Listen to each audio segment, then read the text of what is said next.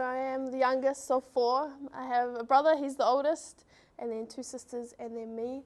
Yeah, like I said, raised in a pretty rugby madhouse. So my brother played, and Brittany obviously played, and then I had another sister that played when she was at school, but she's quite a different build to us. She's like a small little petite girl, so after high school she stopped playing. She plays netball, but we've all played rugby.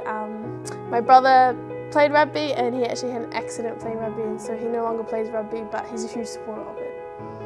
Which not many people really know, but like I kind of mentioned just before, my brother had an accident probably 2016 or 2017. Sorry, it makes me emotional.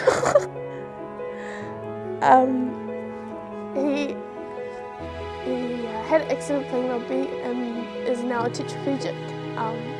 And so for me, I looked after him for 2 years full time, and like the challenges I see him every day, like just everyday life, and seeing him overcome things, like he was a fighter every day. Never like any challenge that was thrown at him, he just wanted to like smash it out of the park, and like he's a huge inspiration for me. And like now he can't play anymore, but how so much he supports me for my game.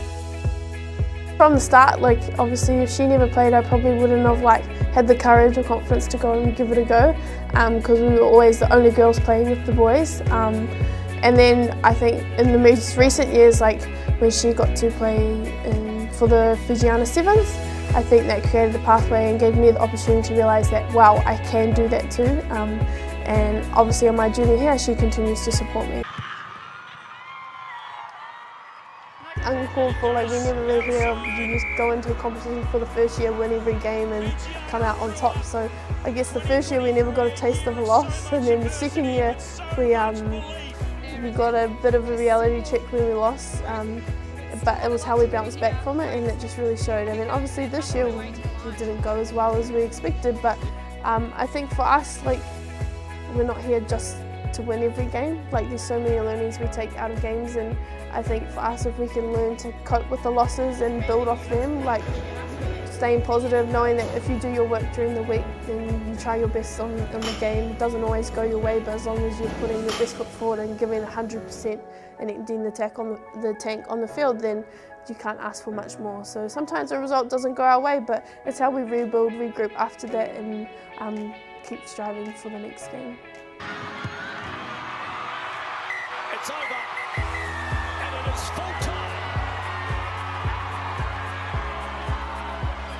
The party won't go forever because there's still the men's game to come.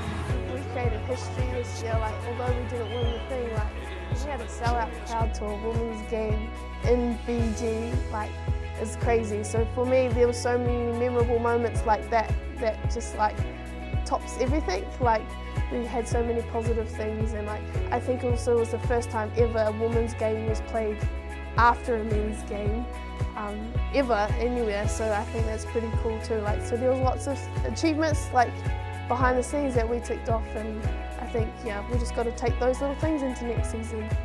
In the midfield for the Drua. In.